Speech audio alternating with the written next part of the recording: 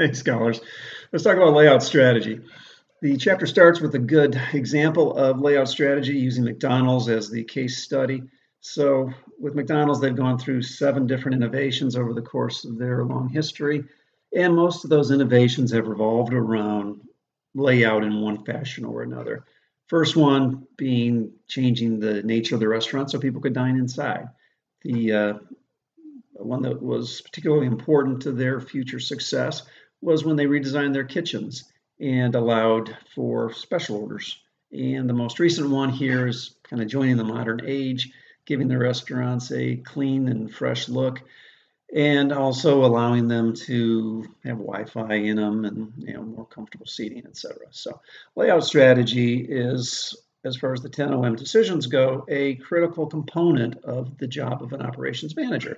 It's also the type of thing that you don't change too often. I worked for a guy in South Dakota that was always looking at a new way to lay out part of the operation, and it drove everybody crazy because after a fashion it gets to be counterproductive if you're changing things too much. So, with layout strategy, a little bit can go a long way. McDonald's was 50 years, 7 innovations. That seems about right. Every 10, 15 years or so, you have a major redesign of what you're doing. Some organizations obviously would need to look at it more than that, maybe a few less than that, but it's not the type of thing that we do every day, but that doesn't make it any the less critical. So as an operations manager, got to keep it in mind. Also keep in mind it can be counterproductive if you do too much of it. The chapter goes into, I believe it's 7 different layout strategies. Let's just go through those quickly. Office layout, the example that we looked at was the large 7-foot wall cubicles versus the current ones, which are more like 4 feet tall that they have. Workspace going from, I gave an example in the text of an office that they had 600 people in. They redesigned the workspace. They were able to put 1,000 people in the same amount of space, and they're probably more productive. They have lower walls. They have team areas, things of that nature.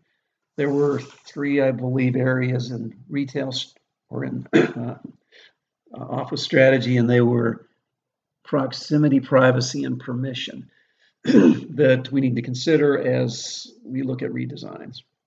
The next was retail strategy, and with retail strategy, like in a grocery store, you have the higher demand items at the periphery of the store. And where's milk at in a grocery store? Well, it's always in the back of the grocery store. We talked in class about why that is. You can't go to a Publix and need milk and walk out with just milk. It's not possible. You can at a Tom Thumb store, but you just can't do it at a Publix. You walk out with a basket full of things. And that goes for, like for instance, at a Publix store, we talked a little bit about some of the specials they have. When you walk in, they just catch your eye right away. And my retail clients, what I call it is breaking the client's wallet or breaking into the client's wallet. So you kind of get them comfortable spending a little bit of money. Then the next thing you know, they're spending a lot of money. So that whole BOGO thing that they have at most grocery stores now is that people come in and they say, I could use 2 of those and 2 of those. And the next thing you know, they have a cart full. Again, it's layout strategy. It's laying the organization out so that people can and will be buying more while they're there. Nothing wrong with that. The next is warehouse and storage layouts.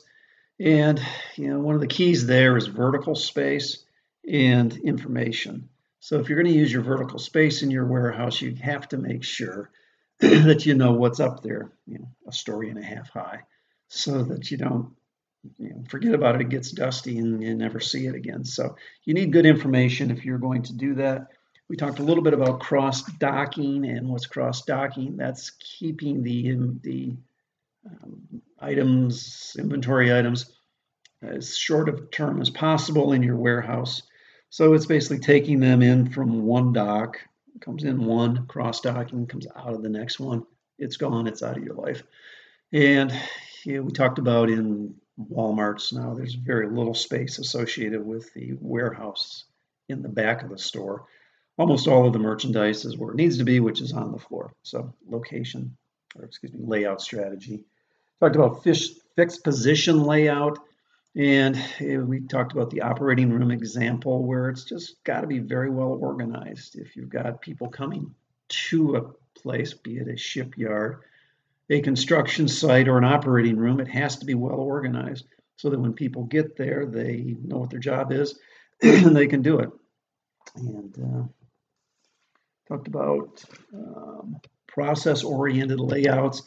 The example there was a hospital again, where you just look at steps.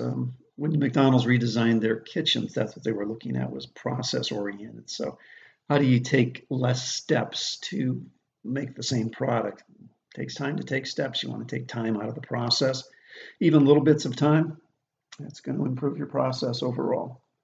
I think that's about it for this chapter. It's not particularly meaty, but like I said, it's important that we understand it and that we as operation managers know that at times we're going to have to change the layout of our operation and make it more efficient.